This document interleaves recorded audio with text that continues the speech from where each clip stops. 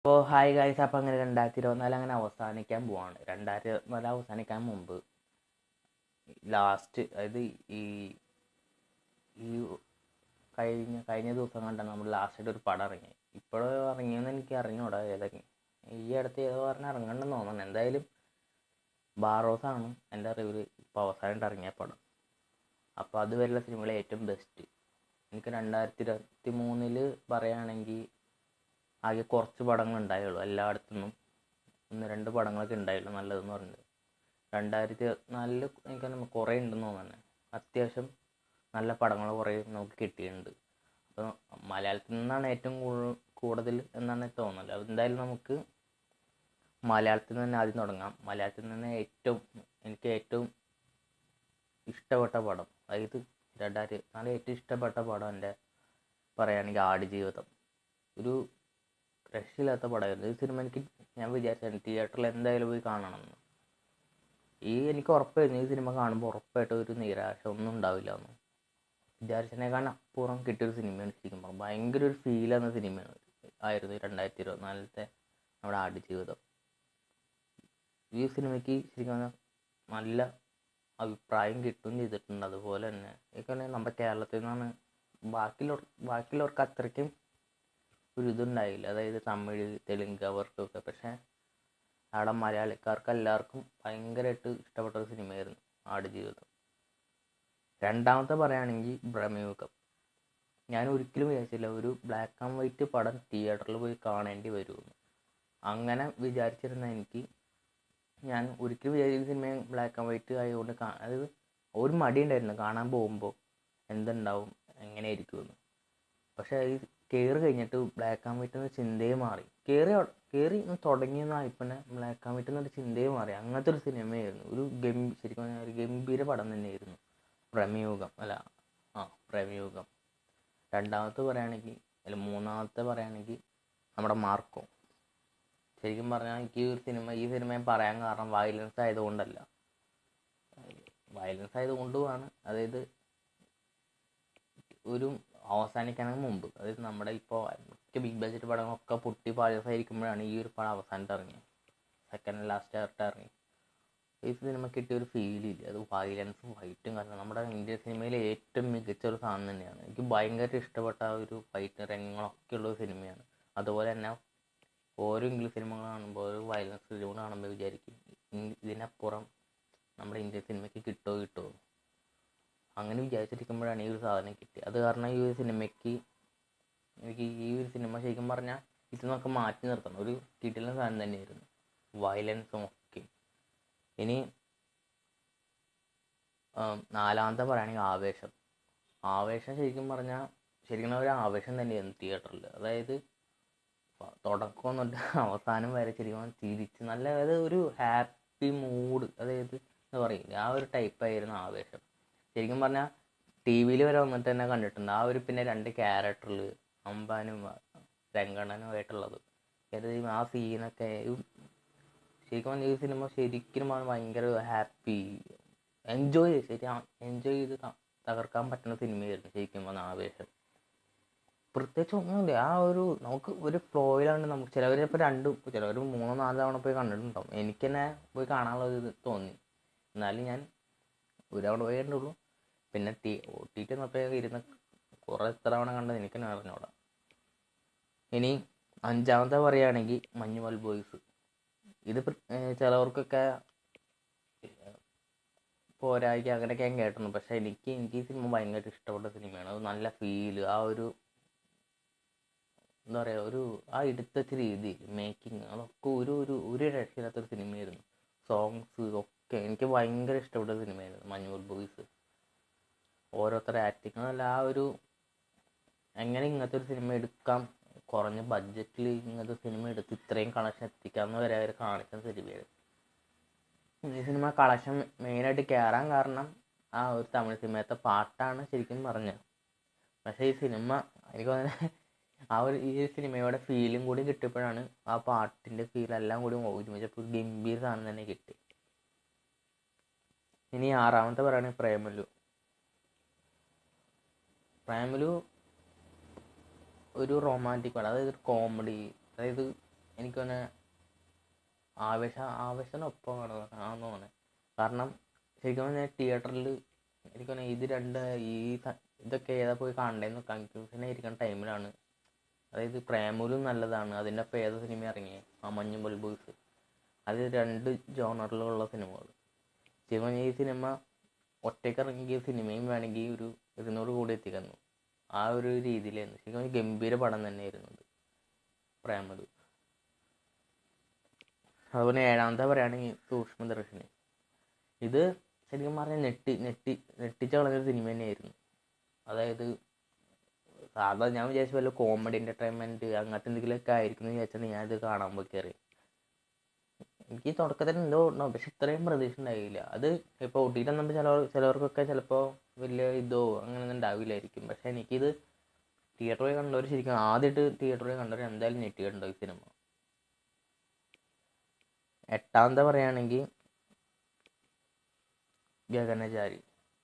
ഈ ഒരു സിനിമയെ കുറിച്ച് പറയുകയാണെങ്കിൽ ഇത് ആരും അങ്ങനെ കണ്ടിട്ടുണ്ടാവുക ചാൻസ് കുറവാണ്. മിനിമം കുറച്ച് പേര് 1-2 പേരൊക്കെ ചിലപ്പോൾ ആകെ കുറച്ച് പേര് കണ്ടിട്ടുണ്ടാവുള്ളൂ. കാരണം ചിലപ്പോൾ തുടങ്ങിയിട്ട് ചിലപ്പോൾ ആൾക്കാരൊക്കെ മൊത്തം കാണാൻ നിർത്തി വെച്ചിട്ടുണ്ടാവും തോന്നുന്നു.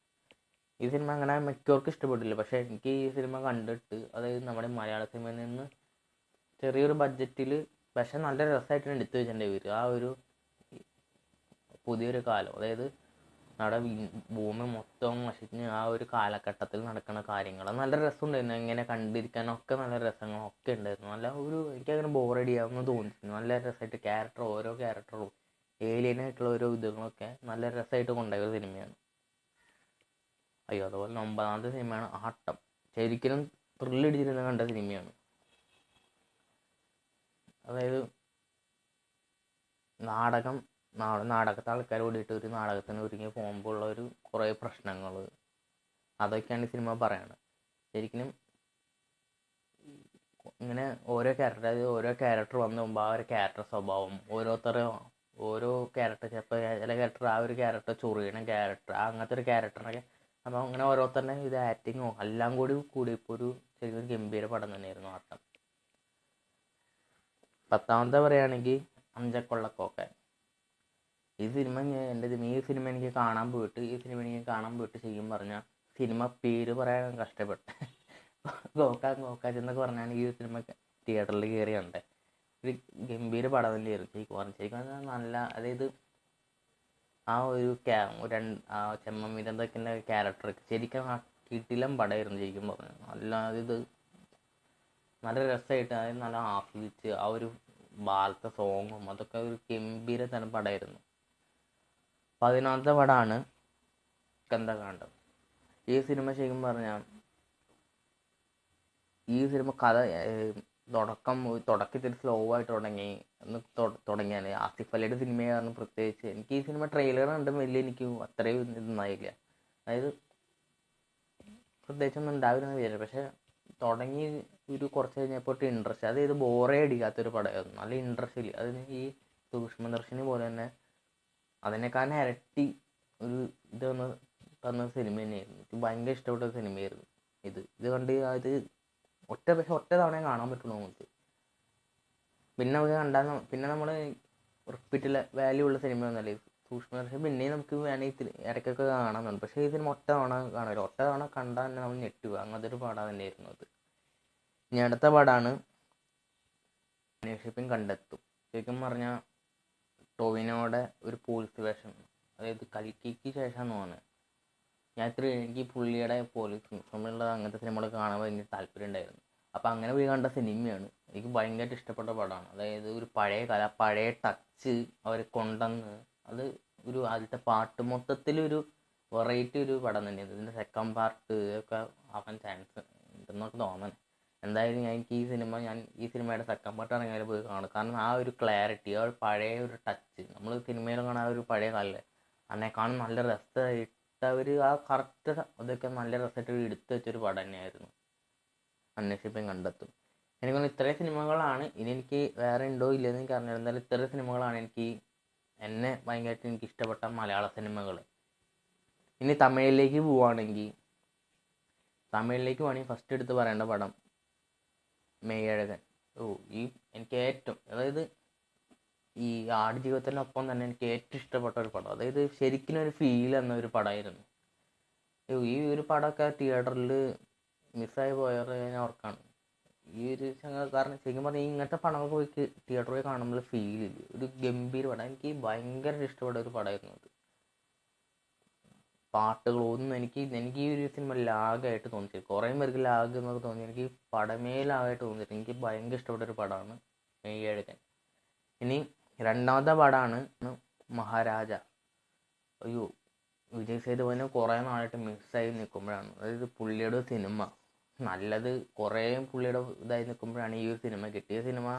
അതായത് എനിക്ക് ഇങ്ങനത്തെ സിനിമയോട് ശരിക്കും പറഞ്ഞാൽ ഇഷ്ടമല്ല, പക്ഷേ ഈ ഒരു സിനിമ, അതായത് ഓൾഡ് മാൻ, അതുപോലെയാണ് നമ്മുടെ ഈ ജോജുവിൻ്റെ ഒരു സിനിമ ഇട്ട ആ ഒരു സിനിമയൊക്കെ അതിൻ്റെയൊക്കെ പോത്ത് തന്നെ ഇതും. പക്ഷേ ഇതിനകത്ത് കൊണ്ടുവന്ന രീതി ഇങ്ങനത്തെ സിനിമകളൊക്കെ ഈ ഒരു ടൈപ്പ് തന്നെ ആണെങ്കിലും കണ്ടന്റ് ഒരേ ടൈപ്പ് ആണെങ്കിൽ എടുത്തു വെക്കുന്ന രീതി, ഇതിനകത്ത് എടുത്തു വെച്ച രീതി എനിക്ക് ഇത് ഭയങ്കര ട്വിസ്റ്റ് തന്നെയായിരുന്നു ശരിക്കും പറഞ്ഞു. ഈ സിനിമ ആദ്യമായിട്ട് കാണുന്നവർക്ക് എന്താണ് സംഭവം ഒന്നും മനസ്സിലാവാത്തവർക്കില്ല. ഈ ഒരു സിനിമക്ക് ആദ്യമായിട്ട് തിയേറ്ററിൽ കണ്ടോട്ടെ അവസ്ഥ ശരിക്കും ഞെട്ടിയോ. പിന്നെ എല്ലാവരും അറിഞ്ഞു പോയി കാണുമ്പോൾ അതിനേക്കാളും ഇതായിരിക്കും ആദ്യമായിട്ട് പോയി കാണുമ്പോൾ ഫീല്. അത് പറഞ്ഞേക്കാൻ പറ്റാത്ത സാധനമായിരുന്നു. കിടില ആക്ടിങ് മൊത്തത്തിൽ നമുക്ക് ആ ലാസ്റ്റ് ഭാഗത്ത് കിട്ടുന്ന ഒരു ഇതൊക്കെ ഇല്ല. അയ്യോ, ശരിക്കും ഗംഭീര പടം തന്നെയായിരുന്നു മഹാരാജ. അടുത്ത പടം പറയുകയാണെങ്കിൽ വാഴ. ഈ സിനിമ ഞാൻ OTT ഇറങ്ങിയിട്ട് പോലും അത് തിയേറ്ററിൽ അങ്ങനെ അറിയണ ആരും OTT ഇറങ്ങിയിട്ട് പോലും ഞാൻ ഈ സിനിമ ചിലപ്പോൾ കണ്ടിട്ട് ചിലപ്പോൾ പ്രൈമിൽ ഇപ്പോൾ കണ്ടപ്പോൾ ചോദിച്ചു ഇത് പോരായിരിക്കും എന്ന് വിചാരിച്ചിട്ട് കാണാത്തവരുണ്ടാവും. പക്ഷെ ഒന്ന് കണ്ടു നോക്കും, ഒരു ഗംഭീര പടം തന്നെയാണ്. പിന്നെ അടുത്ത പടം പറയുകയാണെങ്കിൽ റബ്ബർ പന്ത്, ഒരു ക്രിക്കറ്റ് ബേസ് ചെയ്തൊരു പടമാണ്. നമുക്കൊക്കെ പണ്ട് ക്രിക്കറ്റൊക്കെ കളിച്ചവർക്കൊക്കെ ഈ സിനിമ കാണുമ്പോൾ നല്ല നൊസ്റ്റാൾജിയ തോന്നി. ഈ സിനിമത്തെ അതായത് ചെറിയ നടന്മാർ, വലിയ നടന്മാരില്ല, ആ ചെറിയ നടന്മാർ ഇൻട്രോ ഒക്കെ നല്ല രസമായിട്ട് നല്ല നമുക്ക് കാണുമ്പോൾ ഈ പണ്ട് ക്രിക്കറ്റ് കളിക്കുന്നവർക്കൊക്കെ കാണുമ്പോൾ ഭയങ്കരമായിട്ട് ഇത് തോന്നിക്കും. ഇത് കണ്ടിട്ട് എനിക്ക് ആ ഒരു പഴയ കാലമൊക്കെ ഒന്ന് കിട്ടിയെന്ന് തോന്നി. ശരിക്കും ഒരു നൊസ്റ്റാൾജിയ തരുന്ന അതുപോലെ ഒരു ഗംഭീര ഒരു പടം തന്നെയായിരുന്നു റബ്ബർ പന്ത്. അടുത്തൊരു പടമാണ് അമരൻ. എൻ്റെ ദൈവം, എനിക്ക് ഈ സിനിമ ട്രെയിലറിൽ ഞാൻ പറഞ്ഞിട്ടുണ്ട് കാണാൻ എനിക്ക് അത്രയും ഇൻട്രസ്റ്റ്. അതായത് ഒരു കണ്ട പടം കാരണം കാണണമെന്നുണ്ട്, പക്ഷേ ഈ ഒരേ രീതിയായിരിക്കും വിചാരിച്ച് ഞാൻ മടിച്ചു പോയി കണ്ട പടമാണ്. പക്ഷേ എന്നെ ശരിക്കും എനിക്ക് ഈ പടം വിട്ട് ആർമിയായിട്ട് കാണിക്കുന്ന എല്ലാ ഭാഗവും എനിക്ക് ഭയങ്കര ഇഷ്ടമുണ്ട്. അത് ആ ഒരു ഫീലൊക്കെ എനിക്ക് കിട്ടിയിരുന്നു. ലാസ്റ്റ് ഭാഗത്ത് ആ ഫീലൊക്കെ കിട്ടിയിരുന്നു. ആ നായികയുടെ ഭാഗം ഒഴിച്ച് അദ്ദേഹം പറഞ്ഞിട്ടുണ്ടായിരുന്നു. ബാക്കി വെച്ച് നോക്കി എനിക്ക് ഈ സിനിമ ഫേവറേറ്റ് പടം തന്നെയാണ് ശരിക്കും പറഞ്ഞാൽ അമരൻ, ഒരു ആർമി ബേസ് ചെയ്തിട്ടുള്ള പടം. അടുത്തൊരു പടമാണ് തങ്കുളാൻ. ഈ ഒരു സിനിമ എനിക്ക് അങ്ങനെ ആർക്കും, അതായത് കാണാൻ ഈ പടം മിക്കവർക്കും ഇഷ്ടപ്പെട്ടിട്ടുണ്ടാവില്ല. പക്ഷേ ഈ ഒരു പടം, അതായത് ചിലർക്ക് ബോറടി, ചിലപ്പോൾ ഉറക്കം നോങ്ങുന്നുണ്ടോ ചിലവർ. എനിക്ക് ഈ സിനിമ തിയേറ്ററിൽ നല്ല രസമായിട്ട് ഇരുന്ന് കാണാൻ, അതായത് എനിക്ക് ഈ സിനിമയിൽ നല്ല ഉറപ്പുണ്ട്. എന്തൊക്കെ പറഞ്ഞാലും ഒരു പ്രത്യേകിച്ച്, അതായത് വലിയ അലമ്പാക്കില്ല, ആക്ടിങ് ഒക്കെ അടിപൊളിയായിട്ട് എനിക്ക് ഉറപ്പുണ്ടായിരുന്നു. കാരണം വിക്രമിൻ്റെ ആ ഒരു അഭിനയം, അതുപോലെ തന്നെ ആ ഒരു അന്ന് ഫീൽ, അതായത് വയലൻസ് ഉണ്ടെങ്കിൽ ആ ഒരു നമ്മൾ പറയാതെ തന്നെ വയലൻസ് കാണിക്കുന്ന രീതി മൊത്തം ഒരു ബോറടിയെ തോന്നിക്കാത്ത സിനിമ തന്നെയായിരുന്നു. ആ ഒരു കുറഞ്ഞ ബഡ്ജറ്റിൽ ഇത്രയും നല്ല അടിപൊളിയായിട്ട് അവർക്ക് എടുത്തു വയ്ക്കാനും പറ്റിയിട്ടുണ്ടായിരുന്നു. ബഡ്ജറ്റ് ഒരു ഇതുണ്ടായിരുന്നു, പക്ഷെ ബഡ്ജറ്റ് അവർക്ക് എത്തിക്കാൻ പറ്റിയില്ലെങ്കിലും ഈ സിനിമ എനിക്കും ഭയങ്കര ഇഷ്ടപ്പെട്ട സിനിമ തന്നെയായിരുന്നു തങ്കലാൻ. അടുത്തൊരു പടമാണ് വിടുതലൈ പാർട്ട് 2. ഇതിനെക്കുറിച്ച് പറയേണ്ട ഒരു ആവശ്യമുള്ളൂ. ഒരു വെട്രിമാറിൻ്റെ ആ ഒരു ഫസ്റ്റ് പാർട്ടിൻ്റെ സെക്കൻഡ് പാർട്ടിനെ ഇരട്ടി പവറിൽ കിട്ടിയ ഒരു പടമാണ് വിടുതലൈ 2. ഭയങ്കര ഇഷ്ടപ്പെട്ട പടമാണ് വിടുതലൈ. ഇപ്പോഴും ഈ സിനിമ കാണുമ്പോൾ എന്താ പറയുക, ഈ വെട്രിമാരുടെ പടങ്ങൾ ഇനിയും കിട്ടിയാൽ വീണ്ടും കാണാൻ, അത് പുള്ളിയുടെ പടങ്ങളുടെ ഒരു ഇത്. അങ്ങനെ ഈ വർഷം മൊത്തത്തിൽ കിടിലൻ പടങ്ങളാണ് ശരിക്കും പറഞ്ഞത്. അതുപോലെ തന്നെ ഈ ഒരു പടം കൊണ്ട് ഇറങ്ങിയപ്പോൾ ഇതെനിക്ക് മാർക്കോൻ്റെ ഒപ്പം ഇറങ്ങി. ഈ പടം പോയി ആദ്യം കാണണമെന്ന് വിചാരിച്ചേ, പക്ഷേ ഈ മറ്റേ മാർക്ക് കണ്ടിട്ടും അതിൻ്റെ ഒരു ഇതിലിരിക്കുമ്പോൾ ഈ ഒരു പടം കണ്ടിട്ട് അതിനേക്കാൾ ഇരട്ടി എനിക്കിത് കിട്ടിയ പടമാണ് വിടുതൽ. ഇനി അടുത്തത് പറയുകയാണെങ്കിൽ ഗരുഡൻ പ്രത്യേകിച്ച്, അതായത് ഈ ഒരു സിനിമയുടെ എടുത്ത് വെക്കാൻ പറ്റുന്ന സിനിമയാണ്. എനിക്ക് അത്യാവശ്യം നല്ല എൻ്റർടൈൻമെൻ്റ് ആയിട്ട് ഇരുന്ന് കാണാൻ, അതായത് നമ്മുടെ വെട്രിമാറിൻ്റെ പടമാണിത്. കാരണം കാണാൻ നല്ല രസമുണ്ടായിരുന്നു. അത് കാരണം ഇപ്പോൾ അത്യാവശ്യം കുഴപ്പമില്ലാത്തൊരു നല്ല പടമായിരുന്നു എനിക്ക്. ഇനി അടുത്ത പടമാണ് ക്യാപ്റ്റൻ മില്ലർ. ഇത് പൊളി സാധനം തന്നെയായിരുന്നു. ആ ഒരു പേരിൻ്റെ ആ ഒരു ഇൻ്റർവൽ പഞ്ച് മൊത്തത്തിൽ എനിക്ക് മൊത്തം വെടി പൊക്കെയാണ്. മിക്കവർക്കും ചിലപ്പോൾ അരോചകമായിട്ട് തോന്നിച്ചിട്ടുണ്ടെങ്കിൽ എനിക്കിത് ഫുൾ ഒരു കിട്ടിയ ഫീല് അത് വേറെ തന്നെയായിരുന്നു. അത് ധനുഷും കൂടി, ഇപ്പോൾ ധനുഷിൻ്റെ മാസിൻ്റെ കൂടി ചേർന്നപ്പോൾ ഒരു കിട്ടിയുള്ള സാധനം തന്നെ കിട്ടിയൊരു പടമായിരുന്നു ക്യാപ്റ്റൻ മില്ലർ. അടുത്ത പടമാണ് ഡിമോണ്ട് കോളനി 2. ഈ ഒരു പടം ഫസ്റ്റ് കണ്ടിട്ട് സെക്കൻഡ് പാർട്ട് നടക്കുമ്പോൾ ഇവർ അലമ്പാക്കും. എനിക്ക് ട്രെയിലർ കണ്ടിട്ട് വരെ അത്രയും ഒരു ഇത് കാണാനുള്ള ട്രെയിലർ എനിക്കൊന്ന് കാണാൻ പോലും തോന്നിക്കാത്തൊരു പടമായിരുന്നു. എന്നാലും ഒന്ന് പോയി പോയി കണ്ട സിനിമയാണ് ശരിക്കും പറഞ്ഞത്. ശരിക്കും പറഞ്ഞാൽ ഫസ്റ്റിൻ്റെ പോലെ തന്നെ ഒരു ഗംഭീരമായിട്ട്, അതായത് ആ 2 തന്ന ഒരു ഫീൽ, അവസാനിപ്പിച്ചിരുന്ന രീതി, മൊത്തത്തിൽ ഒരു ഹൊറർ ടച്ച് കൊണ്ടുവന്ന രീതി എനിക്ക് മൊത്തത്തിൽ ഇഷ്ടപ്പെട്ട ഒരു പടം, ഒരു വെറൈറ്റി. ശരിക്കും പറഞ്ഞാൽ ആ ഫസ്റ്റിൻ്റെ എവിടെ അവസാനിച്ചു അത് തൊട്ട് അവർ ആ ഒരു ഒന്നും മാറ്റാണ്ട്, അതായത് ഇത് നമുക്കൊരു ഡൗട്ട് ഒന്നും തരാത്ത കറക്റ്റായിട്ട് അവർ കൊണ്ടെത്തിച്ചൊരു പടം തന്നെയാണ് ഇത്.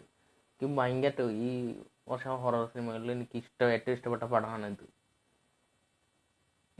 പിന്നെ അടുത്ത് പറയുകയാണെങ്കിൽ ബ്ലാക്ക് ജീവയുടെ. ഇത് തിയേറ്ററിൽ വലിയ ഇതുണ്ടായിരുന്നെങ്കിലും ആൾക്കാരങ്ങനെ കാണാത്ത കാരണമാണ്.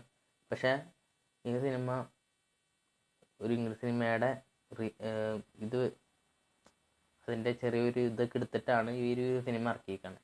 പക്ഷേ എനിക്ക് തോന്നുന്നത് അവർ നല്ല വൃത്തിയായിട്ട് നല്ലോണം ചെയ്ത് വെച്ചിട്ടുണ്ട് ഈ സിനിമ. അതായത് ആ തുടക്കം തുടങ്ങി ആ ഒരു ബ്ലാക്ക്, ആ ഒരു കൺസെപ്റ്റ് അതൊക്കെ നോക്കി കറക്റ്റ് നല്ലൊരു സാധനം ഇവർക്ക് ഇത് തരാൻ പറ്റിയ ഈ സിനിമ.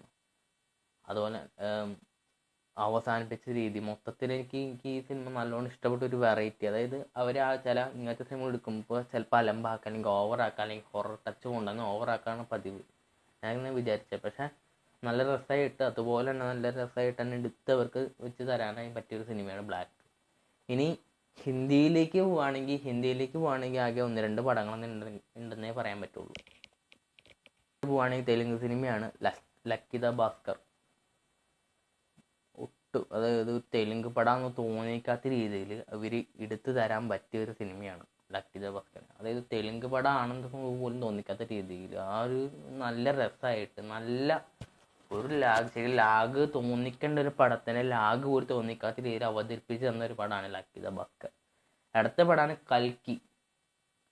ഇത് 2024 ശരിക്കും ഇന്ത്യ സിനിമേൻ്റെ ഒരു തലവരാന്ന് വേണമെങ്കിൽ പറയാൻ പറ്റും. ആ ഒരു രീതിയിൽ, അതായത് ആ ഒരു ഇംഗ്ലീഷ് സിനിമയുടെ ഒരു ഫീല്. ശരിക്കും പറഞ്ഞാൽ ഈ സിനിമ തിയേറ്ററിൽ എല്ലാവരും എനിക്കങ്ങനെ മലയാളികൾ മൊത്തത്തിൽ വലിയ പ്രതീക്ഷയിലാണ്ട് പോയി കണ്ട സിനിമയായിരിക്കും. ലാഗ് ഉണ്ടാവുമോ, ഇങ്ങനത്തെ ഒരു ഇതൊക്കെ വരുമ്പോൾ എന്തെങ്കിലും ഇതുണ്ടാവുമോ ഒക്കെ ഡൗട്ടിൽ പോയി കണ്ട സിനിമയായിരിക്കും. പക്ഷെ കണ്ടിട്ട് എല്ലാവരും കണ്ണ് തള്ളിയിട്ടാണ് ലാസ്റ്റ് മൊത്തമായിട്ട് ഇറങ്ങിയിട്ടുണ്ടാവും. കാരണം ആ ലാസ്റ്റ് കിട്ടിയ ഇതും ഇൻ്റർവെൽ പഞ്ചും ഒക്കെ മൊത്തത്തിൽ ഒരു ഗംഭീര പടം തന്നെയായിരുന്നു കൽക്കി. ഇനി അടുത്തത് എന്ന് വെച്ചാൽ എനിക്ക് തോന്നുന്നു ഇത്രയേ ഉള്ളൂ. അല്ലെങ്കിൽ എനിക്ക് ബാക്കിയുള്ളതൊക്കെ പറയുകയാണെങ്കിൽ ബാക്കിയുള്ളത് ഞാൻ അടുത്തൊരു വീഡിയോയിൽ ഇടാം, റീമേക്ക് സിനിമകളെ കുറിച്ച്, അതുപോലെ തന്നെ 2024 ഏറ്റവും മോശം പടങ്ങളെ കുറിച്ച്. ഇനി അടുത്ത് പറയുകയാണെങ്കിൽ ഹിന്ദിയിലേക്ക് നോക്കുകയാണെങ്കിൽ ലാപ്പത്താ ലേഡീസ് ഗംഭീര പടം തന്നെയായിരുന്നു. അത് ഒരു വിവാഹത്തിൻ്റെ കുറിച്ചുള്ള ഒരു പടം, അതിനെ ഇതാക്കിയുള്ള ഒരു ഗംഭീര പടമായിരുന്നു അത്. ശരിക്കും പറഞ്ഞാൽ ഒരു ചെറിയ നടനെയും ചെറിയ കാസ്റ്റിംഗ് ഒക്കെ വെച്ച് നല്ല കിടിലൻ സാധനം തന്നെ ഇറക്കി നല്ലൊരു മൂഡ് തന്നൊരു സിനിമ തന്നെയായിരുന്നു ഈ ഒരു സിനിമ. ഇനി ഹിന്ദി കില്ല്. നമ്മുടെ ഇന്ത്യൻ സിനിമയിൽ ആദ്യമായിട്ടാണ് പുറത്തേക്ക്, അതായത് ഇംഗ്ലീഷ് സിനിമകൾക്കൊക്കെ ഇതിൻ്റെ റീമേക്ക് ചെയ്യണമെന്ന് പറഞ്ഞു വന്നത്. ശരിക്കും പറഞ്ഞാൽ ഈ സിനിമ ഇത് വയലൻസ് നമ്മളിപ്പോൾ ഭാഷകൾക്കൊക്കെ വയലൻസ് കാണുമ്പോൾ അതായത് അത്രയ്ക്ക് ഇല്ല എന്നൊക്കെ തോന്നും. എനിക്കിത് കണ്ടപ്പോൾ വയലൻസ് ഓക്കെ എന്നാണല്ലോ, ഭയങ്കര വയലൻസ് നമ്മൾ ഇന്ത്യൻ സിനിമയിൽ. പക്ഷേ മാർക്ക് ഇറങ്ങണ വരെ ഇതായിരുന്നു ഏറ്റവും ടോപ്പ്. പക്ഷേ എനിക്ക് ഇതിനേക്കാളും ഏറ്റവും ഇഷ്ടം ഇതിൻ്റെ കണ്ടൻ്റായിരുന്നു. കണ്ടൻറ്റ് വെച്ചിട്ടുള്ള ആ ഒരു ഫൈറ്റും കാര്യങ്ങളൊക്കെ എനിക്ക് ഭയങ്കര ഇഷ്ടപ്പെട്ടു. ആ ഒരു തുടക്കം തുടങ്ങി അവസാനം വരെ നമ്മളിങ്ങനെ ഇരുന്ന് കാണും. ആ ഒരു ഇത് ശരിക്കും ഭയങ്കര രസമാണ്. ആ ഒരു ട്രെയിനിലത്തെ അവസ്ഥ, നമുക്ക് കറക്റ്റ് ട്രെയിനിൽ ഉണ്ടാവണ ഇത് ഒരു ഗംഭീര പടം തന്നെയായിരുന്നു കില്ല്. എനിക്ക് തോന്നുന്നു ഇത്രയും പടങ്ങളാണ് 2024 ഏറ്റവും ബെസ്റ്റായിട്ട് തോന്നി. ഇനി അതിൽ ഇല്ലാത്തതോ ഏതാണെന്ന് എനിക്ക് അറിഞ്ഞൂടാ. ഇനി ഇംഗ്ലീഷ് മൂവീസ് നോക്കുകയാണെങ്കിൽ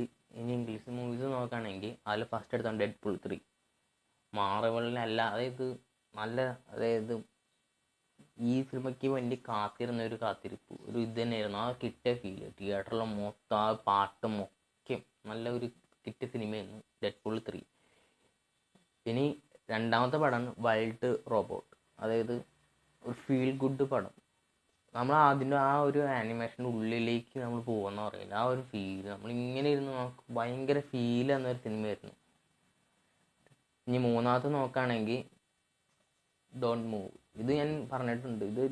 ഇതെനിക്ക് ചെറിയൊരു സിനിമയാണ്, പക്ഷേ നമ്മളെ ഇരുത്തി നമ്മളെ ഒരു ഇത് തരും. അതായത് നമ്മൾ വിചാരിച്ച സംഭവത്തിനെ മൊത്തം മാറ്റിമറിച്ച് വീണ്ടും തരും. ഇനി ഇതായിരിക്കും നടക്കാൻ പോകണം, അതിന് വീണ്ടും മാറ്റും എന്ന് വിചാരിച്ച സിനിമയായിരുന്നു. അതും ഗംഭീര പടം തന്നെയായിരുന്നു. പിന്നെ അടുത്തത് നോക്കുകയാണെങ്കിൽ ലുക്ക് ബാക്ക്. അതായത് ഒരു ആനിമേറ്റഡ് മൂവിയാണ്. അവർക്ക് ഭയങ്കര ഫീല് തരുന്ന ഒരു സിനിമ തന്നെയായിരുന്നു. ഇനി അടുത്തത് നോക്കുകയാണെങ്കിൽ പടമാണ് ഗ്ലാഡിയേറ്റർ 2. പണ്ടത്തെ ഏറ്റവും നൊസ്റ്റാൾജി തോന്നിയ അപ്പോൾ ആ പടത്തിൻ്റെ സെക്കൻഡ് പാർട്ട് എനിക്ക് ഈ സിനിമ ഭയങ്കര ഇഷ്ടപ്പെട്ട പടമാണ്. ശരിക്കും ഫസ്റ്റിൻ്റെ പോലെ തന്നെ ഒരു ഇഷ്ടപ്പെട്ട ഒരു പടം, ഒരു കുഴപ്പമാക്കാതെ ആ ഒരു നല്ല രസമായിട്ട് കാണുമ്പോൾ നല്ലൊരു ഇത് കിട്ടിയൊരു ഫീലൊക്കെ കിട്ടിയൊരു പടമായിരുന്നു ഗ്ലാഡിയേറ്റർ 2. എനിക്ക് അങ്ങനെ ഇത്രയും സിനിമകളാണ് 2024 ഏറ്റവും ബെസ്റ്റ് സിനിമകളായിട്ട് എനിക്ക് തോന്നിയത്. ഇനി വേറെ ഉണ്ടെങ്കിൽ നിങ്ങൾ കമൻറ്റിൽ പറയൂ. അപ്പോൾ എന്തായാലും ഞാൻ അടുത്ത വീഡിയോയിൽ നമുക്ക് ഏറ്റവും 2024 ഏറ്റവും മോശ പടങ്ങൾ ഏതാണെന്ന് നമുക്ക് അതിനെക്കുറിച്ച് പറയാം. അപ്പോൾ ബൈ.